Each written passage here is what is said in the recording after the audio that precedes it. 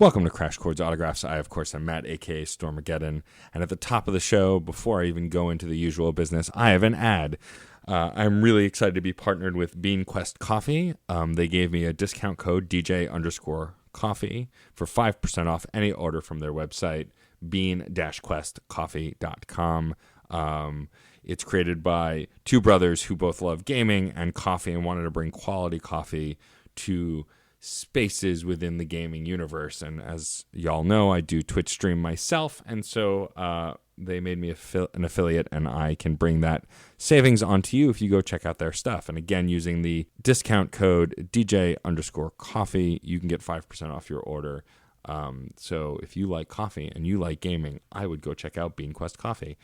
Moving on, of course, I want to shout out my patrons, Rob, Robert, MJ, and Case. Thank you for continuing to support me at patreon.com/Stormageddon. If you too would like to support me that way, you can do that on a variety of different levels.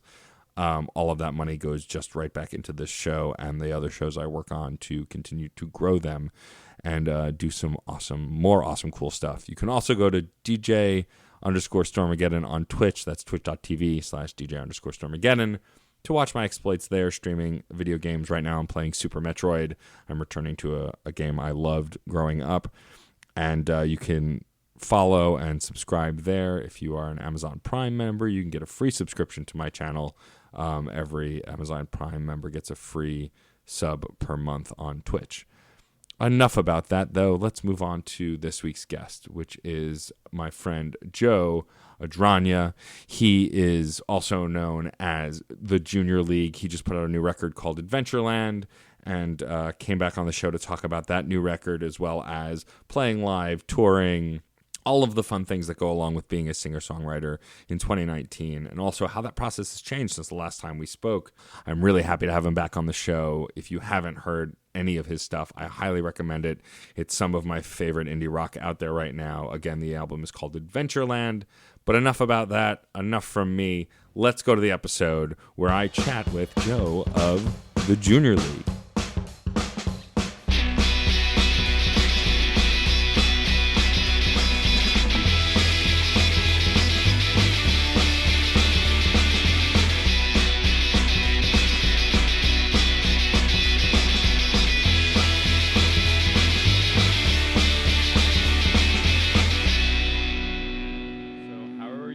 Joe? I'm very well, thanks. I'm doing very well. How are you doing? I'm doing all right. I'm really excited to talk to you about the new record. I'm really glad that you reached out. It's always nice when a band that's kind of drifted from my periphery a little bit just because I'm engaged in so many other things that just jumps back in and I can dive right in and remember how much I love them.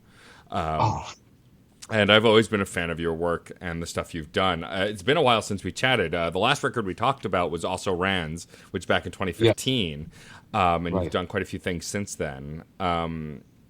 So I guess the first thing I wanted to ask is, listening to the new album versus the older records, you know, there are some things that have changed and some things that have stayed the same. What do you think is the biggest thing that has evolved for you since you first started writing music, or at least in more recent years? That's a good question.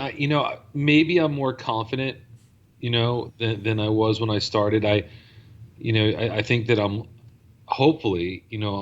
doing better with each record. You know what I mean? Like, that's the goal, is that you get better. I think probably I'm just more confident. I've had a lot of time, put out a lot of records, and I think that, like, with this last one, it's really in the past I've kind of bounced around a bit on the records because I like a lot of different kinds of stuff, and I write some it's all within that pop structure, but this record felt really kind of cohesive, and maybe I was confident enough to put out a record with that showcase maybe like one type of thing that I do, rather than trying to fit in, I've got this kind of song, I've got this other song, and this one seems to be just kind of like a quick punch to the face pop rock record, Right. So let's talk about Adventureland a little bit, which is the newest record. I love this record because it kind of just reminds me of my home, which of course you're not on the East Coast, but like just because like the album cover, of course, is a carnival ride, and like just the tone of it, it takes me back to Coney Island and like theme parks in on the East Coast. When you were creating this record, was that always kind of the vibe you were going for, or was it just kind of happenstance that it turned out that way? Well, I'm from New York originally, and there was a amusement park on Long Island called Adventureland, and that's I used to go there a lot when I was a kid. When I was writing these songs, I had a bunch of songs. As a matter of fact, I'm working on another record right now because I had so many songs, and so I have almost a whole other record written.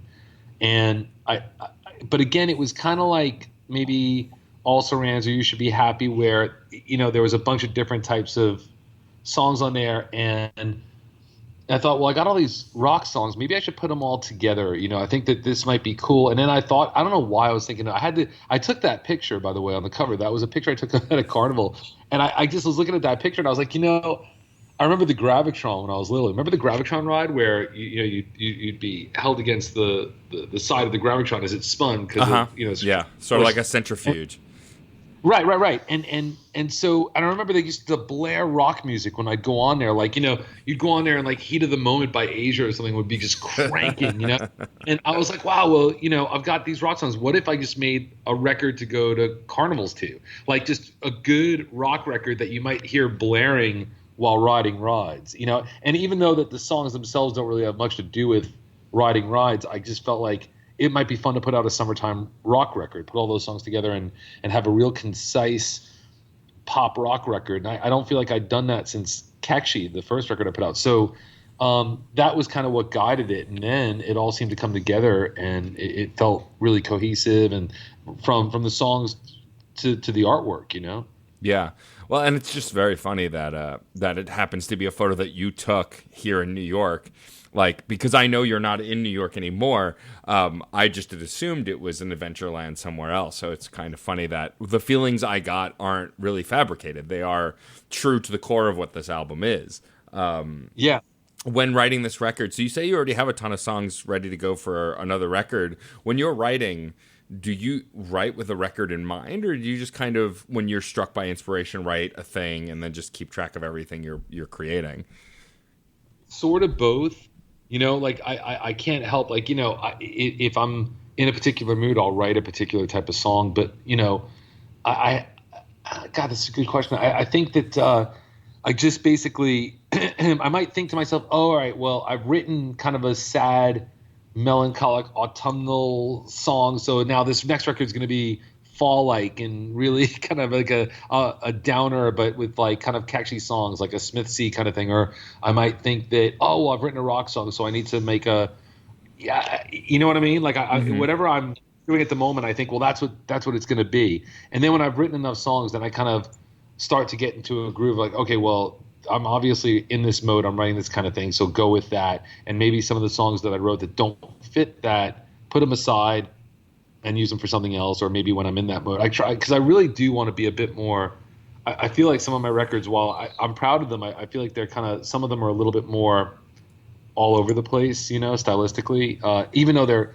in my mind, they are. I think other people are probably like, what are you talking about? They're just pop rock songs. But to me, I feel like I say with this last record, it was, all right, this is going to be a rock record now. So how can we make it the most, pop rock, short, like, kick to the face kind of record you can. It sounds more violent than it. It's supposed to be fun, not a kick to the face, but you know what I mean, though. Like, it's just a real burst, You've been writing music for a long time, and your first album came out in 2016, but I imagine that you've been writing music since before that. How early did you start creating your own music? Oh, well, the first record I did came out in 2006, the k.a., right. But before that, I was in a band in Florida, and I guess I didn't really start writing songs seriously until I was 18. Before that, I had song ideas, but I never really did anything with it because I didn't really know anybody that was into the same music that I was into that played instruments. Most of the people I knew that played instruments wanted to play.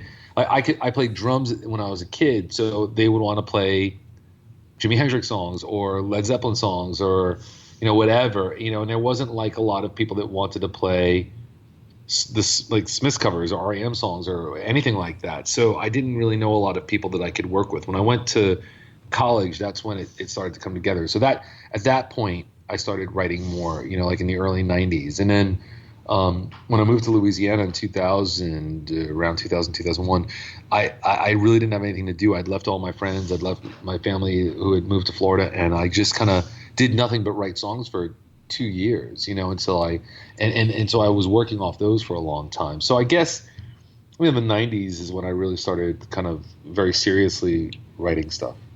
It's interesting whenever I look at artists who, like you talking before about how the kinds of songs that you were looking to cover, your friends weren't because they were into the heavier stuff or the more classic stuff. I think it's interesting how genre labels like pop rock, which you say that you're a part of, and like the indie rock scene, I don't know that artists necessarily go out like, that's what I want to do. I want to do that thing. I want to be pop rock. I think it's more like, this is the sound that I'm familiar with and this is what I feel like doing. I get a sense that that was the case for you too. Like the goal wasn't to be, I'm going to be a pop rock star. It was more like, these are the kinds of bands I like and I want to make music in a similar vein. Yeah, I mean, growing up, I was like a huge Beatle freak, and I still am. The Beatles were like everything to me, and they're still my favorite band. And I was so into that. And then as I branched out and I got older, and I discovered the Smiths and REM and the Buzzcocks and all these bands, and also all the classic stuff I liked from the 60s. So I was really a 60s fanatic. I loved, all those bands. There's such a variety of stuff in the 60s as well. So, in the 60s, if you put on AM radio, you heard all sorts of different stuff. It wasn't necessarily just guitar-based, or it wasn't just, this kind of vocal or this kind of arrangement. It was, you could hear Strangers in the Night and then hear, You Can't Hurry Love and then hear White Rabbit. You know what I mean? It's kind of, and then hear Wichita Lineman or something. It's pretty cool. So I think that was, even though I wasn't around then, obviously I wasn't alive, but I had an appreciation for all those songs. And so to me, it seemed like that was all pop music. And I miss that now. I think that, maybe I wish I could articulate it better, but I feel like there's, if you're, as long as you're keeping the songs within like 2 to 3 to maybe 4 minutes within that time frame, I think it's more about the time, keep it shorter, but do whatever you want within that. And that's pop music, Sure. Yeah. And I feel like, what I love about the music that you create and what I don't hear a lot on the radio, especially rock radio, is like, you're very to the point with a lot of your songs. Some songs are longer than others. Not all of your songs are short. Falling in Love on the new album is over 4 minutes, but a lot of your songs are very concise, as if they're like just, finitely planned, which I appreciate, because I feel like a lot of rock music has the tendency to elongate parts just to kind of be show-offy or to, pad out listening time. But your albums feel more about, here's a journey I want to take you on. This is what I want you to feel. And then let's go on to the next awesome thing. Is that something you set out to do, is to be more concise with your music? Is that like a thing that you go out of your way to actually accomplish? Well, I do like that, but I have to admit to you that, a large reason for that is because I'm not very good. Like I don't play very well. So I nobody really wants to hear me solo too much. And and no, I'm serious. Like, so I think that my lack of skill in some ways is a benefit, because it forces me to keep things to the point, but also, as much as I can appreciate yes, I don't want to be yes. And I don't really want to be, I think that you say what you got to say and get out. You know what I mean? Mm-hmm. And I think that this whole new record's like 28 minutes long. Right. And it's 10 songs, so, but that's what I like about that. It's like, hey, it's exciting. You don't have time to get bored. Falling in Love as like kind of bubblegummy pop as it is, I almost feel like that's like a little too long, even though I think it works, but it's, I just keep it short and say what you got to say. And, and also, like I say, I just don't have the skill to solo all that well all over the place. Nobody really wants to hear me solo any longer than 10 seconds maybe, I mean, that's fair. I think to that point, it's less about lack of skill and more about understanding the skill you have. This idea that you're very targeted and you know where you excel, and so you focus on that. And I mean, it definitely comes across in the music, is that you are a talented player who knows what he's good at and knows how to mine that gold for really great music. So talking a little bit back more about the songwriting process, and we talked about how you're kind of a jack of all trades as far as kind of figuring out how to put a song together and how your writing process goes. Is there ever been a time when you're writing where you feel stuck or that you can't put lyrics to music? And when you are at that point, how do you kind of get yourself out of it? Oh man, all the time. I'm going through that a bit right now. I have a couple of songs that I really love the music for, and I just can't write lyrics I think are good enough for them. It's I think sometimes it's really good to step away, and I'm not good at that. I put a lot of pressure on myself. Like if I'm going to go into the studio and do something, I expect to get something done that day and hopefully get the whole thing done. And if I don't, I better be damn close. Otherwise, I feel like I've failed or I've not worked hard enough or it's been a waste of time. I get real, and I shouldn't do that, but I do. And I think that sometimes I really need to learn to walk away and let things sit for a bit, because when I do and I've gone back, I've been able to either make necessary adjustments, or I've had the time to experience something that I really want to write about, or I've been away from it long enough where I'm like, well, no, it sounds pretty good. I'm so glad I didn't listen to it for a bit, because I would have trashed it and I would have been sorry I did. So but I have to say that for me, the more difficult thing that I suffer more, for lack of a better term, blocks from, would be writing lyrics. That sometimes it's hard to, especially because I think I have such a clear idea of how I want the vocal melody to go, that I have to try and sing words to that too that I feel work, without sounding like an idiot. I don't want the lyrics to be nonsensical or too dumb. And so with that, and with struggling do you find that you're creating the music and the melody first before you create lyrics? Is that often how that process goes? Yes, I would say so. And a lot of times if I do have lyrics, they're almost like standalone poetry. Or what's even worse is that I'll write lyrics and I'll think this is going to be great, and I have a vocal melody in my head, but I won't have the means to record that at that moment. I'll just kind of write it down real quick, and then I'll completely forget the vocal melody I had, and then I'll be like, oh, I've got these lyrics now, and I don't know what to do with them because I've completely forgotten which maybe means it wasn't very good to begin with, but that's frustrating when I do that. So I've learned to sing into my phone. I've got this music memos thing, and I sing into my phone now, so that's quite helpful. And then I have to, and actually it's great, that music memo thing on Apple allows you to it'll transcribe it as well, so the notes will actually show up as A or D or whatever I'm singing, if I'm singing on key. I mean, but at least that you find that you have ways of bending technology to your will, as it were, to get those things down. I mean, we have that luxury now, at least when dealing with this kind of stuff. Do you find that technology on the whole is helpful for you during the writing process, during the release process, marketing, all that stuff? Absolutely. It is the best thing that could have possibly happened. I know a lot of people have definite opinions about streaming and things like that, and I understand those. But as far as recording, I mean, look, I have a home studio set up. I am able to record all my records in my studio. I'm able to demo. Often the demos become the record. I'm able to contribute to my friends' records. And I don't have to worry about paying for studio time, because if I had to rely on that, it's not like I'm making millions, putting out these pop records, and it would be very difficult to sustain this. So I'm very, very fortunate and thankful for technology, and I'm able to get the records out there through various means. CD Baby obviously has been very helpful, and then also I'm lucky because I have Cool Cat Music out of New Jersey that handles physical products for me, and so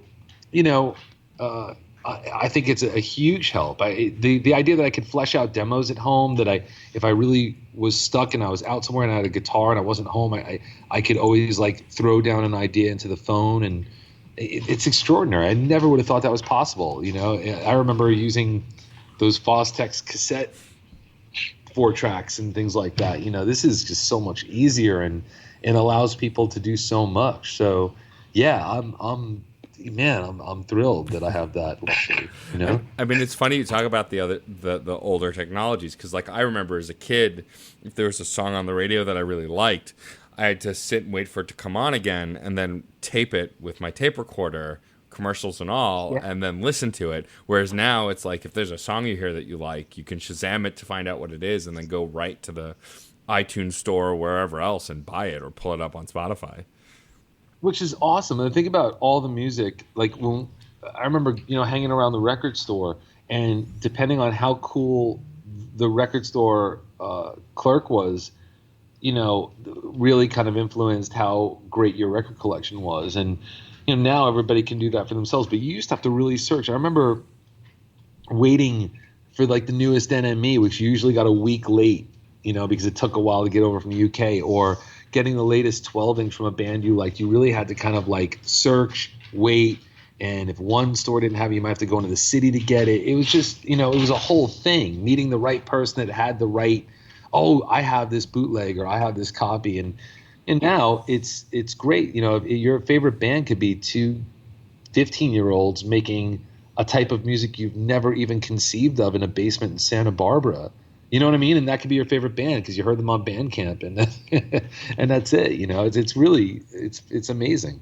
Yeah, I'm kind of always agog with wonder at the different ways that we can interact with art now that we couldn't before. I mean, I'm really lucky. I mean, I'm a benefit of it myself, just having 4 podcasts of my own and wanting, streaming on Twitch and all the other kind of content creation I do. Like, I couldn't have done any of this a decade ago on my own, under my own steam, whereas now it's so easy to get the technology to do any of this stuff and for people to find it from anywhere. I mean, I have someone in Australia who listens to one of my podcasts, like someone I would have never probably met otherwise, without technology, and it's just kind of astounding.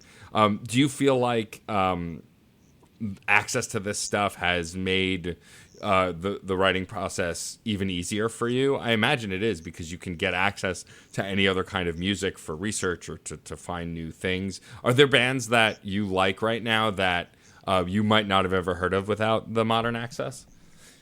That's a good question. I think that I'm able to try out a lot of different bands that I normally, I'd have to buy their record and I'd have to and it was tough to give bands a shot if you like, let's say, you didn't have a ton of money that week. You might not want to shell out the money for the CD just yet. You'd want to hear something off it, and you were kind of at the mercy of what the radio would play or what your friends might have.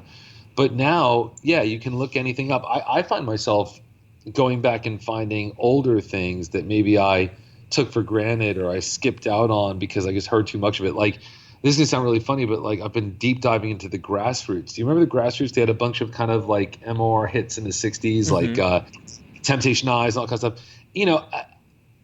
I wouldn't have really done that had I not had, Apple or something to go back and do that with, or just being friends with people on social media and having them say, oh, check out this band or check out this guy's work, or, it really does make it so much easier and fun. I'm trying to think of things I've listened to though based on that. I think, gosh, I know it sounds silly, but the Grassroots I've been deep diving on. I'd have to think about that. But I do. As far as making it easier for me, yeah, absolutely, because I can just demo things wherever I am. So that helps me remember a good idea. I know that you're someone who doesn't shy away from playing live, and you enjoy playing in front of a live audience. Are there any specific songs off the new record that you're really excited to play at your next gig?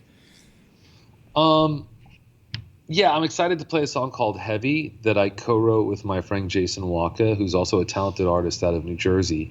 As a matter of fact, he just put out a single digitally 2 weeks ago called Divine. It's really cool. He was in a band in New York City called the Roebucks. I don't know if you ever heard of them, but they were really good. But now he's putting out stuff on his own. But I co-wrote that song with him a long time ago, and I'm really excited to play that song because I just love it. I think it's a really catchy, fun song. I think it's fun to sing. And I'm looking forward to playing that. I'm looking forward to playing a song called No More because it's just kind of should be just a quick burst of rock and roll. It should be fun. I'm excited to. I've got an Epiphone Casino, and I'm just excited to just crank up my amp and play it really loud because the last record I did, Eventually Is Now, was really more kind of like quiet and had strings and stuff. So I'm pretty excited to play some loud, obnoxious rock and roll guitar. Do you find that that's the kind of stuff that sustains you more, is the high energy stuff? No, honest, it's weird. It's like I like it. Don't get me wrong. Like it's all stuff I like. I wouldn't do it if I didn't like it. But Sure. I like kind of like the melancholic strings, and I veer more toward that stuff. But I also like. That's why I love Graham Coxon so much from Blur, like his solo stuff, because he can either do like these amazing pop rock songs, or he could do just the most obnoxious, punky, noisy stuff, or he could do something that's really melancholic and string laden and beautiful. He kind of scratches all those itches. I like all that stuff as well, and depending on my mood. But yeah, I would say I veer more toward that kind of happy, sad kind of thing, that rather than just straight rock and roll all the time. Sure, yeah. But it's fun though, it's just fun to play loud guitar. Sure, of course. I imagine that, like, and it's funny because there are so many independent artists now who can put out music and then never play a live show. Like, they may just like being in the studio and creating just like you create any other content. And then there are, of course, artists who love playing live. And I think it's really interesting that you can have that dynamic now, whereas before, like, if you were a band that made music but didn't play live, like, no one could hear it. So what would be the point? Whereas now you can kind of exist without that kind of gigging economy if you find other ways. And I think that's kind of really fascinating too. Yeah, and I don't really have the means to be able to tour. I do play shows. I don't play as much as I'd like to, and I intend to play more, but I just don't, I just can't like pick up and split. I've got responsibilities. I can't do that, but I can record and I can put out records, and it is a lucky thing that I can do that. I would like to play more though, for sure. It is fun to play live, but I think out of the two, I must say I probably prefer recording because I have a lot of control over that. Sure.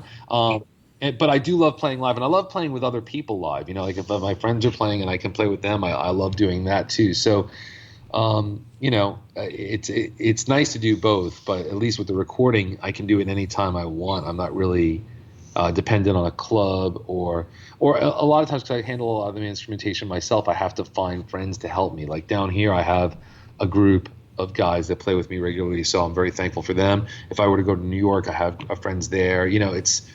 I'm very lucky that way.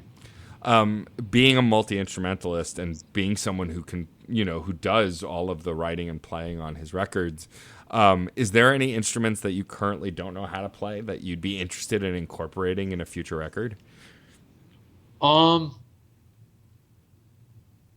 well, I'd like to learn to play the instruments I play properly before I move on to something else, But I don't know. I wish I played keyboards better, although I'm very lucky because I have friends that play keyboards very well, and they have contributed to my records. Like my friend Scott is a fantastic keyboardist. He's played on stuff and done a whole bunch of things for me. My friend Liam plays on the last record. He's a fantastic keyboard player. So, I'm lucky that I don't have to do it myself. I really can be very lazy and not get any better at keyboards ever. I'd like to get better though. Maybe sitar. I don't know. I'm trying to think of an instrument that I'd like to keyboards would be cool. Maybe like some sort of horn or wind instrument. That'd be kind of cool. And then I could be like Sting on Ghost in the Machine and form my own little horn section and I'll put it on every friggin' song on the record. Literally every song ever. Yeah. Well, yeah, I think at the end of the day, sticking to what you're good at, or at least what you're confident with, is pretty natural. Especially when you're creating your own art. Is there anything that you haven't tried on a previous record? Maybe a style or maybe a trope that's in music that you really dig that you would love to kind of work into a future song? Oh man, I don't know. I think that it would really just kind of depend on what I was really like listening to at the time or what I was really into. I know there's certain things that I wouldn't be good at. I mean, I might like certain types of music, but I probably wouldn't be very good singing it, or at least I don't think I would be. So, um, man, I really do like. It's funny. I don't have any like favorite acts that are more electronic in nature, but I'm sort of curious about it, and I'd love to like experiment with that.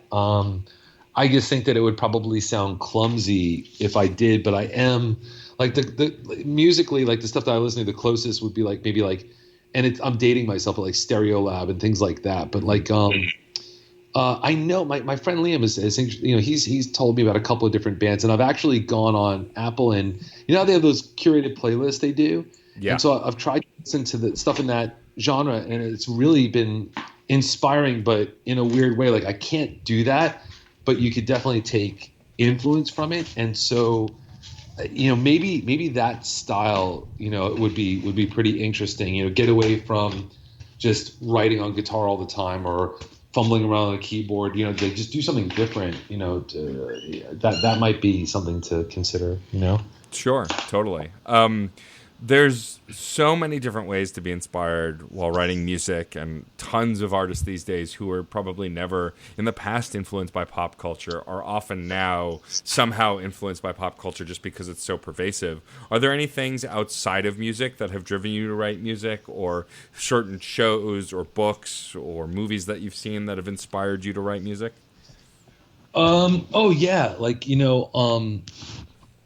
I I remember one time I was watching. I think I was watching. You remember that show ER? Of course, sure, yeah. Watching ER, and there was some episode where um, someone had to say goodbye to their lover. They were dying in the hospital. It was rather sad, and I just like that made me want to write a song about that. And it's like I'm watching a TV show and I'm going to write a song about it. I felt so like stupid doing it, but anything can inspire you. Or like I'm trying to think of anything recently that kind of made me want to write something. It's funny. I can't think of anything off the top of my head right now, but I know it's happened before. The ER thing sticks in my mind because I felt so stupid writing a song about an ER episode. I mean, you never know. Yeah, you got to take inspiration from wherever you get it. You don't really get to pick when you're struck by that kind of urge to write about a thing. Well, and I think that sometimes too, like just like titles will inspire you. Like I had a friend once that was telling me a story about a breakup they were having, and he was describing the story to me. And in the course of telling me this story, he had said, that in part of the conversation, one of the quotes was, but the beautiful room is empty. This thing is over, whatever. And I was like, the beautiful room is empty. That's amazing. Like what an incredible title. And so I wrote a song with that title and just imagined what that breakup was like. But that was just like I don't even know. I think eventually I found out that it was some sort of book. It was a I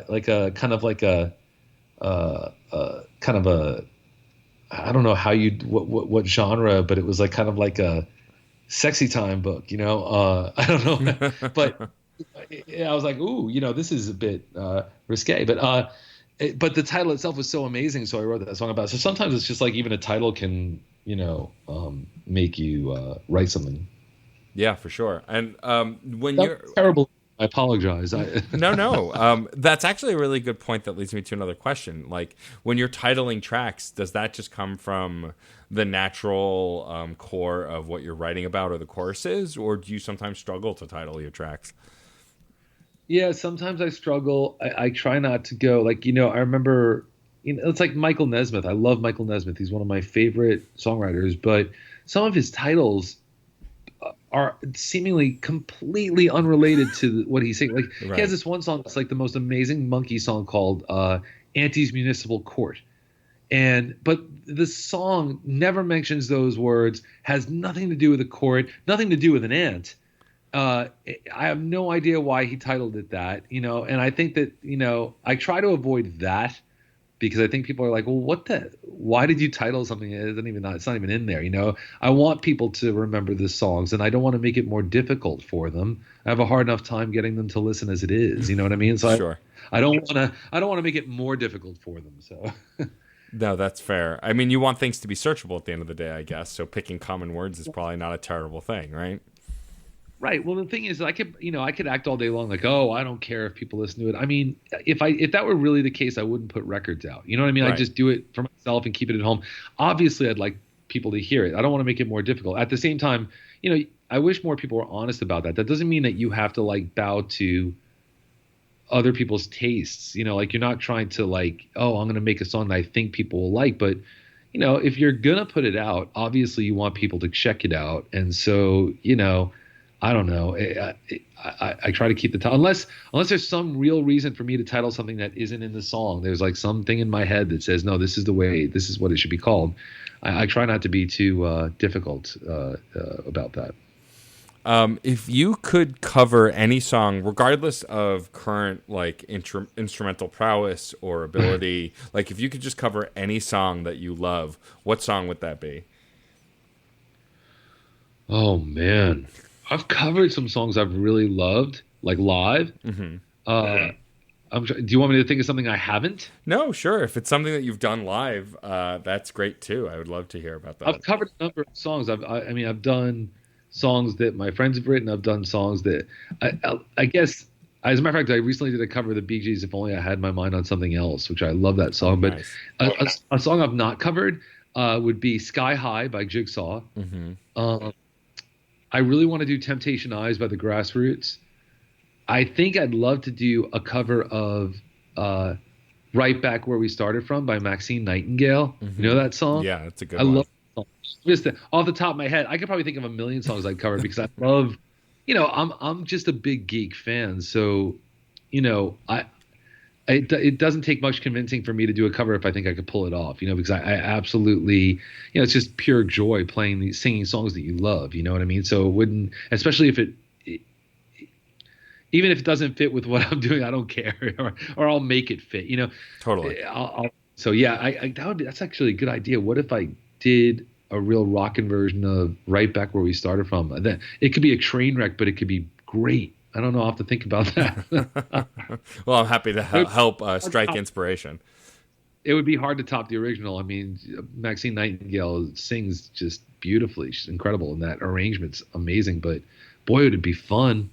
Yeah, that's for sure. Something I like to ask artists, especially independent artists, is was there a specific roadblock when you first started writing, when you first started making music, that you had an interesting way of finding a way around it, whether it was an access to gear or songwriting or process? Like, is there any words of wisdom that you could share with other possible struggling songwriters?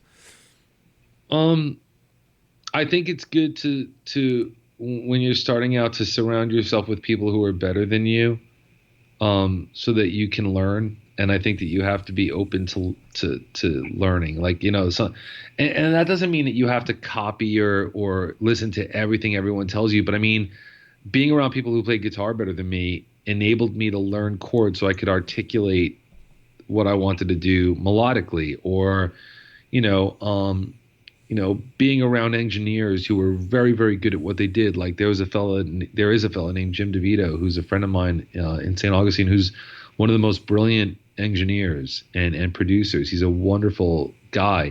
And I learned so much from him as far as like bass playing and engineering and recording and mixing and, mic placement and all this stuff. So I think that, be open, don't, definitely surround yourself with people that you respect, I've learned so much from friends of mine who have, been so helpful to me, and I'm grateful for that because it made me better. I guess it's like sports, when you play with someone who's better than you, you're going to get better yourself. Hopefully, like you step up your game, I suppose. I think that that's true.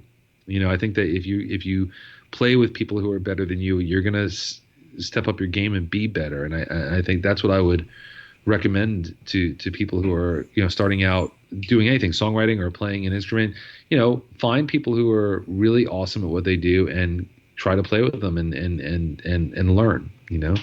That's great advice. I think that's really awesome. I mean, all of the things that I work on, I've learned by doing exactly that, paying attention to those who are definitely more skilled than I am. It's the best way to absorb information that you might not have had access to otherwise. Right. And you generally, you're playing with those people for a reason. You either really respect them or you like what they do, or both. It's like, as I say, I've been very, very fortunate that I've been able to play and work with people who I have immense respect for. I'm thinking about, in particular, Scott McCoy. He's a friend of mine. He's a brilliant songwriter. He's in a brilliant band called the Minus Five. He's in the Young Fresh Fellows. He's played a bunch of bands. He my God, just watching him, not only is inspiring, but you learn a lot about what makes a good song, what makes good arrangements. He's brilliant at it, and to be able to, and I've been fortunate enough to be able to play live shows with him on occasion, and he's invited me to play on his records on occasion, and I've learned so much from him, and he's been so generous with his time with me, so like people like him and Jim DeVito that I was mentioning earlier, you just learn so much, and I'm grateful for that. Well, Joe, I appreciate you so much wanting to be on the show and taking the time to chat. Adventureland is such a great record. I love the work that you do as the Junior League. I guess before we wrap up, just let people know the best way to get the record, where they can find you online, and all of that kind of stuff. Oh, that's great. Thank you. And then thank you for having me again. It was really nice to speak to you. I have a website. It's www.thejrleague.com. I'm on Twitter at the Junior League, spelled out at the Junior League. My email is, thejuniorleaguenola@gmail.com. Email me if you want. And then what else? There's so many. Twitter, I'm at the Junior League. It's all spelled out. So you can find me everywhere. And as far as the record, I'm on all the streaming services, and you can buy a physical copy of the record through Cool Cat Music, and that's music with a K at the end, so MUSIK. They're handling the physical distribution of the record, so you could get a CD there if you want the physical products. Awesome. Well, thank you again for taking the time. The last thing I'll ask you to do is you have a sign off on the podcast that I created that's music is life and life is good. It's this idea that as long as you're making good art, life can't be that bad. So if you could just say music is life and life is good, we'll wrap it up. It would be my pleasure. Music is life and life is good. That's it for this episode of Crash Chords Autographs. Our theme music is by Michael Kill. Our logo was designed by Case Aiken and Joey Amons. If you liked the show, please rate and review us on iTunes and Facebook. You'll help us reach more listeners. Questions, comments, or guest recommendations? Email matt.storm@crashchords.com or hit us up on Twitter @CrashChordsWeb. Thanks for listening. Hi, this is Victor Devon, and I am the host of We Burlesque, the podcast. Every Monday, I talk to fabulous denizens of nightlife, including burlesque performers, both seasoned and new to the form, drag performers, performance artists, DJs, and artists who make up their respective scenes. You can find us on Spotify, Apple Podcasts, Stitcher, and more. Please visit WeBurlesque.com to check out episode recaps and see all the formats available. And remember that music is life. Life is good.